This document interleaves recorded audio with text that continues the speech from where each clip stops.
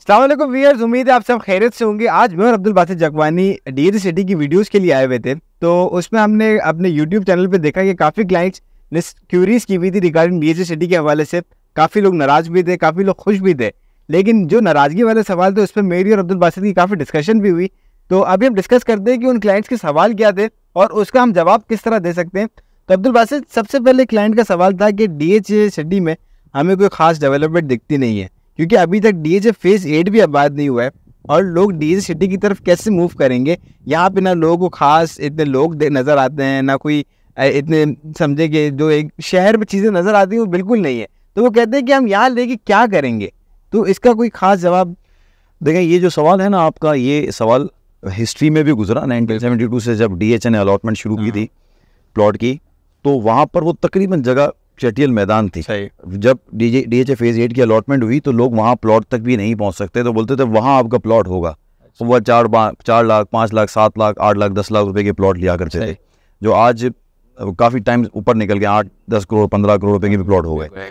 DHA का हमेशा एक रहा है तरीक़ेकार कि वो सिर्फ अपना जो इंफ्रास्ट्रक्चर है उसके ऊपर काम कर देता है। वो प्राइवेट डेवलपर की तरह नहीं है कि कमर्शियल बनाना शुरू करेगा, अपने विलास बनाना शुरू करेगा। वो अपना इंफ्रास्ट्रक्चर तैयार करता है, उसके बाद आपका काम होता है कि आप इस पर घर बनाएं। सबसे बड़ा प्रॉब्लम यहाँ पर यह आता है कि डीएचए को जो मेन ज़रूरियात ज़िंदगी प्रोवाइड करनी थी उसमें वो नाकाम हो जाता है, और इससे पहले भी ये रहा है डीएचए में भी। यहाँ पर प्रॉब्लम ये होता है कि टेन्योर चेंज होते रहते हैं। तो जाहिर सी बात है कि कोई टेन्योर अच्छा काम करके जा रहा है, तो जो नेक्स्ट टेन्योर हैंड ओवर होता है उसको बहुत सारी चीज़ों में समझने में टाइम लगता है। एक प्राइवेट डेवलपर होता है, उसको पता होता है कि मैंने ये स्टेप लेना है, मैंने ये स्टेप लेना है, उस हिसाब से चलता है। लेकिन itself DH city Karachi, मैं आपको बताऊं कि इस पूरे रोड पे अगर आप हाईवे पे देखें ना, तो ये इस 3 अल्फ़ाबेट वाली ही सोसाइटी वो है कि जो जहाँ पर आज भी लोग पैसा लगाने में एतमाद महसूस करते हैं। हर चीज़ लोग डेवलपमेंट को नहीं देखते, इन्वेस्ट ज़्यादातर मेजोरिटी की इन्वेस्टमेंट जो है ना वो ओवरसीज पाकिस्तानी की है। ठीक है, इसलिए ये सबसे बड़ा प्रॉब्लम आता है। एक सवाल ये भी था कि यार हमारा प्लॉट अगर हम डीएच सिटी में लेते हैं तो ये उड़ तो नहीं जाएगा कहीं, इसको कहीं ख़त्म तो नहीं कर देंगे, यहाँ से वहाँ तो नहीं कर देंगे। ये सवाल का जवाब सबसे अच्छा वो देगा कि जो हमसे, जैसे हमारे दादा वाली कैटेगरी है, आज भी अगर उनके पास कोई ज़मीन पड़ी है ना जो उन्होंने डीएचए फेज़ 1 डीएचए फेज़ 2 में या फेज़ 8 में ली थी, कोई 15 20 25 साल पहले, तो आज भी उनकी ज़मीन वहीं के वहीं है। ये सबसे बड़ा फ़ायदा है इस शहर कराची में या पाकिस्तान में। आप किसी भी धोखेबाजी से बचना आपके लिए बड़ा मुश्किल है, ख़ास करके ये ज़मीने वाले बड़े बड़े तनाज़ा होते हैं। लेकिन जब आप डीएचए में प्रॉपर्टी ले लेते हैं ना, तो एक पीस ऑफ माइंड आपका होता है कि आपकी ज़मीन कहीं नहीं जाएगी। हमें सबसे बड़ा प्रॉब्लम जो आता है वो करेंसी की डिवैल्यूएशन की वजह से ही आता है, क्योंकि हमारे देखने वालों में भी ज़्यादातर जो इन्वेस्टर होंगे वो ओवरसीज़ पाकिस्तानी होंगे, जिनको प्रॉब्लम आ रहा है कि आज पैसा लगाया, 10 साल पहले पैसा लगाया था डीएचए सिटी कराची में 2009-2010 में जब स्टार्ट हुआ था डीएचए, उस वक्त पैसा लगाया, आज देखें हम वहीं पर खड़े हुए हैं या नीचे आ गए पैसे या बढ़ गए। लेकिन प्रॉब्लम ये आता है करेंसी की डिवैल्यूएशन। आज भी अपनी प्रॉपर्टी देखने जाए तो प्रॉपर्टी उनकी कहीं भी नहीं, वो मौजूद है अभी भी। अच्छा, एक बड़ा फनी सवाल था, मैं नहीं समझता कि इसको करना चाहिए। ठीक है, कोई बात नहीं, हमारी ऑडियंस देख। हाँ, लेकिन एक उससे सवाल बड़ा वैलिड किया हुआ है कि यार एक बार मैं आया था डीएच सिटी में, तो मेरे पीछे कुत्ते पड़ गए। तो मैं उस वक्त से बस वो काटने की दौड़ पे थे, तो मैंने कहा कि मुझे डीएचए में नहीं लेना। तो इसकी कोई खास वजह है कि ये सवाल तो मुझे लगता है कि बंजर ज़मीन की वजह से काफ़ी वैलिड लगता है, लेकिन ये एक फनी सवाल है। मैंने कहा डिस्कशन में शायद ये भी बोल दिया। सवाल पे सवाल पूछता हूँ, आप कहाँ रहते हो? कराची में। कराची में रहते हो ना? कराची के आप ऐसे इलाके में रहते हो कि जब पोश इलाका है। बिल्कुल ऐसे ही। गलियों में कुत्ते नजर आते हैं आपको? टू बी ऑनेस्ट, झूठ नहीं कहूँगा, पूरा रेला बन के आता है। तो यहाँ पर आपको दिखता है तो कोई नई बात है? नहीं, मैंने परेशान था कि अगर शहर में इतने सारे हैं, अगर यहाँ पे एक दो मिल गए, ये तो काफी खाली है। अच्छा, क्वालिटी की बात है ना, आपकी सिक्योरिटी है। अगर कोई ऐसा आ जाता है तो आपको सिक्योरिटी मिलती है। यार ये एक चुटकुला है, लेकिन जाहिर है कि अभी इस वक्त बहुत बड़ी ज़मीन बाकी है। 20,000 एकड़ की ज़मीन के ऊपर अभी थोड़ी सी जगह कंस्ट्रक्ट हुई हुई है। सेक्टर 3 में लोग यहाँ पर आबाद हैं, कुछ रह भी रहे हैं, सेक्टर 14 में बन रहा है। ये आप सवाल पूछ सकते हैं कि भाई ऐसी जगह पर सांप भी होते होंगे, डेफिनेटली ऐसे ही। लेकिन जब जहाँ आबादी होना शुरू हो जाती है तो ये सांप, तीतर बेटर, यहाँ तक ये भी, जब मैं कंस्ट्रक्शन कर रहा था तो जो ठेकेदार मेरे साथ था, उसने उस वक्त की कंस्ट्रक्शन की है जहाँ पर कुछ नहीं होता, टेंट लगा के यहीं पर फ्रंट एलिवेशन के बाद टेंट लगा के बैठते थे। फ्रंट एलिवेशन वगैरह कुछ भी नहीं था, तो यही कहते थे जब हम यहाँ पर खाना भी खाना होता था तो हम शिकार करते थे यहाँ तीतर बेटर का, और वो पका के खाते थे। तो जाहिर सी बात है, आहिस्ता आहिस्ता कुत्ते हों, इंसान चला जाता है तो कुत्ते भी चले जाएंगे टाइम। ये बात बिल्कुल सही है। अच्छा, एक और क्लाइंट का सवाल था कि यहाँ पे जितनी भी एमिनिटीज हैं, मस्जिद हो गए, हॉस्पिटल हो गए, स्कूल्स हो गए, ये सारे एक्टिव हो चुके हैं अभी डीएच सिटी कराची में, या अभी होना बाकी है, इसको टाइम लगेगा? देखिए डीएच सिटी कराची में सुफा यूनिवर्सिटी आपने देखी होगी, बिल्कुल देखिए, ऑपरेशनल थी, स्टूडेंट्स भी आ रहे थे, हम यहाँ पर थे तो स्टूडेंट्स आ रहे थे। स्कूल मिलेनियम रूट्स ये ऑपरेशनल हो गए, डीएच सिटी की कराची की खुद स्कूल ऑपरेशनल है। देखिए जिस तरह की जितनी आबादी है ना उस हिसाब से तो है, लेकिन क्या है कि जब आबादी आती जाएगी ये चीज़ें उस वक्त मुहैया होती जाएंगी। जबकि करना डीएच को ये चाहिए कि ये चीज़ें ऑपरेशनल करें। जिस तरह सुफा यूनिवर्सिटी में तो शटल चलती है, बहरिया टाउन में जो लोग रहते हैं वो खुद यहाँ पर आते हैं पढ़ने के लिए, कराची से कुछ आते हैं लोग, यहाँ शटल चलती हैं, इनको ये चीज़ें करनी चाहिए। कुछ चीज़ों में नेग्लिजेंसी है, हम उसको काउंटर नहीं कर सकते, जो हकीकत बात है वो हकीकत बात है। लेकिन मैं आपको पिछले 2 साल का टाइम बताऊं, मैंने जितना ज़ाती तौर पर देखा कि हम सेक्टर 14 में हमने वहाँ पर विला भी बनाया, सेक्टर 3 में बना के कंप्लीट करके हमने क्लाइंट को दिया।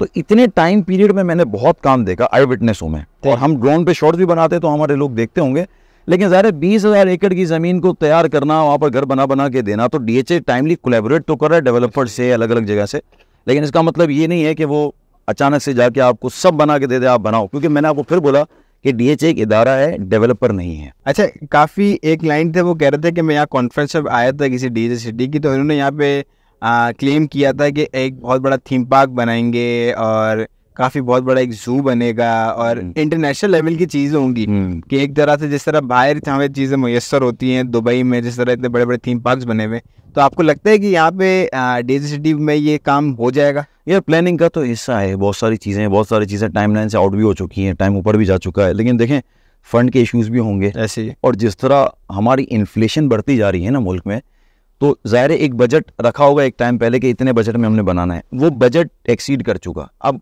वहाँ पर जाके जो एक लिमिट थी वो क्रॉस हो चुकी। अब जाहिर सी बात है डीएचए के बाद फंड जनरेट होंगे तो ये चीज़ें आती रहेंगी, लेकिन इसी वजह से, ये इन्फ्लेशन की वजह से चीज़ें बहुत लैकिंग हो गई हैं और बहुत चीज़ें पीछे चली गई और टाइमली जो डेवलपमेंट होनी थी वो स्लो हो चुकी है। इसकी वजह से आप जो सवाल कर रहे हो ना, उसमें तीरों की बारिश है, जितने भी आपने सवाल किया ना, तीरों की बारिश है। और ये तीरों की बारिश इसलिए है क्योंकि मार्केट के हालात ऐसे हैं। सॉरी मैं आपको इंटरप्ट न करूं, लेकिन मेरी ये वो नहीं है। बिल्कुल मैं समझ गया, ये सारे जितने भी मैं आपसे सवालात कर रहा हूँ ये क्लाइंट्स का पर्सपेक्टिव बिल्कुल सही है। ठीक है, देखें आप पूरा हाईवे चले जाए ना यहाँ से टूवर्ड्स हैदराबाद, ठीक है, अभी तो बहुत दूर दूर तक सोसाइटीज़ बनना शुरू हो गई हैं, लेकिन आप टूल प्लाजा से लेकर पीछे आगे तक चले जाएं, इंक्लूडिंग बहरिया टाउन भी आप ले लें, इसमें बहरिया टाउन की डेवलपमेंट तो नो डाउट बहुत जगह है, लेकिन आज भी ओवरसीज पाकिस्तानी वहाँ लेने से डरता भी है, वो एक अलग कॉन्सेप्ट है, हम उस पर नहीं जा रहे। लेकिन कई ऐसी सोसाइटीज़ आएंगी कि जिसके सिर्फ आपको गेट नज़र आते हैं, आप अंदर चले जाएं तो कुत्ते भी नहीं है, तो कुत्ते हैं ना, क्योंकि कुत्तों को कुछ मिल रहा है, ऐसे खुराक मिल रही है तो कुत्ते हैं यहाँ पर, वहाँ कुत्ते तक भी नहीं है।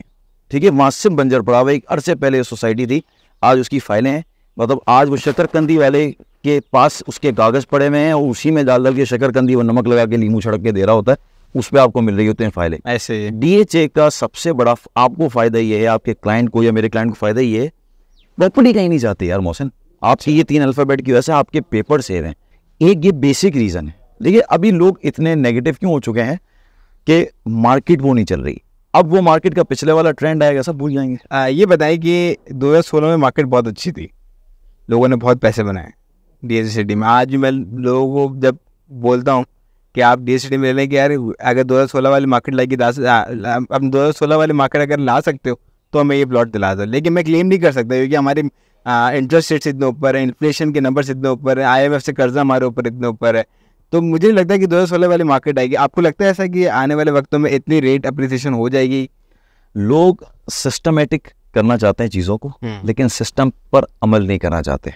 जैसे इसी तरह के चाहते हैं कि बड़े बड़े सिग्नल लग जाएं और उस पर लोग वेट करें, लेकिन नहीं करते, सिग्नल तोड़ के जाते हैं। ऐसे ही सिस्टम टाइमली बड़े चेंज होते जाते हैं, लेकिन आज भी लोग 2016 की मार्केट को रोते हैं। उस वक्त का ऑफिशियल वैल्यू आज के ऑफिशियल वैल्यू में बहुत फ़र्क है। ज़्यादातर उस वक्त ब्लैक मनी पाकिस्तान में लगता था, अब बहुत सारे फाइलर हो गए, पैसा ज़्यादातर डंप होता था प्रॉपर्टी में, पैसा इसलिए मार्केट चलती है। पहले ब्रोकर प्लॉट उठा लेता था, अपने नाम पर ट्रांसफर कराता था, फिर बेचता था, तो ब्रोकर मार्केट चलाता था। आज ब्रोकर मार्केट चला ही नहीं सकता, बाइंग सेलिंग पे खर्चे उसके इतने ऐसे है। 2016 की मार्केट क्या, 2016 की मार्केट से अच्छी मार्केट भी हो सकती है और जेन्युइन मार्केट हो सकती है। इसकी वजह ये है कि पहले मार्केट चलती थी आर्टिफिशियल, अब जेन्युइन इसलिए चलेगी।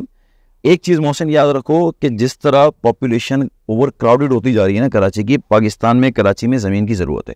इस वक्त एक घर के अंदर अगर 3 फैमिलीज रहती है ना 3 कमरों में, तो उनके घर में घरेलू नाचा की हैं क्योंकि वो रहना चाहते हैं अलग, लेकिन वो ले नहीं सकते, इन्फ्लेशन हो गई, प्रॉपर्टी इतनी महंगी हो गई है। ये बात है। लेकिन आप खुद देखो एक चीज को मोहसिन, कि आप अगर शहर में मकान की कोई जगह पर जो गेटेड हो, वो डीएचसी की जगह हो, अभी तो डीएचसी एक फेज 8 या वही जगह रह गई, लेकिन अगर आप कोई गेटेड ले लो और 500 गज का वहाँ प्लॉट ले लो, तो आपको 10, 12, 15, 16, 17, 18 करोड़ रुपए का मिलेगा। आपको यहाँ पर 70 लाख 80 लाख रुपए का भी प्लॉट मिल जाता है जहाँ कंस्ट्रक्शन करो, लेकिन अभी आप कर नहीं सकते क्योंकि आपको तमाम चीजें मुहैया नहीं है, क्योंकि वो बहुत सारे एक्सपेंसेस हैं जिसको मीट नहीं कर सकते, खास तौर पे शहर से इधर आना, खास तौर पे तो एक फ्यूल एवरेज ही इंसान को मारता है, इसमें कोई शक नहीं है। देखो फ्यूल एवरेज को कट डाउन करने के लिए ये लोगों के सवालात हैं, इसमें कोई शक नहीं है, लेकिन आगे दूर जा 60, 70, 80 किलोमीटर जाके भी लोग प्रॉपर्टी ले रहे हैं। मैं काउंटर नहीं कर रहा, आपकी चीजों के काउंटर नहीं कर रहा, मैं आपको चीजें समझा रहा हूँ। एक वक्त खुद आएगा, आप बोलोगे यार मैंने आपको बोला था ऐसा भी आप प्लॉट ले लेते, ठीक है ना, लेकिन आप अपने आप को खुद नहीं मना पा रहे हो, मना नहीं पा रहा है। आप जब जौहर से लेकर, जौहर में रहते हो अगर लेट्स सपोज, तो आप डिफेंस में काम करने के लिए नहीं जाते हो, कितना बड़ा डिस्टेंस, कितनी टेंशन है, फटीगों के साथ आप जाते हो, बीच में गाड़ियां भी हैं, रक्शे से धुआं भी निकल रहा है, सिगरेट रक्षा जो है सिगरेट पी रहा है, ऐसे तमाम मसलों से फंस के जाते हो ना। इस गेटेड कम्युनिटी में आप अभी लेते हो, तो इसका मतलब ये नहीं कि आप अभी रहने आ जाओ, लेकिन इसमें पेशेंस चाहिए यार। लोगों के पेशेंस ब्रेक हो चुके हैं। पहले लोग प्रॉपर्टी लेते थे, फिर 5-5, 7-7 साल के बाद देखते थे।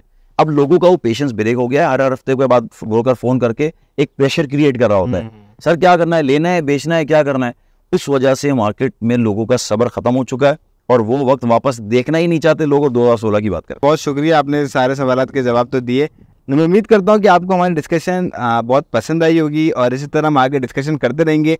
आप भी अगर अपना कोई कमेंट्स भेजना चाहते हैं तो उसको हम ज़रूर डिस्कस करेंगे, तो हमारी चैनल को सब्सक्राइब ज़रूर कीजिएगा और अपने कमेंट्स लाजमी भेजिएगा ताकि हम उसके जवाब आपको दे सकें। बहुत शुक्रिया, अल्लाह हाफिज़।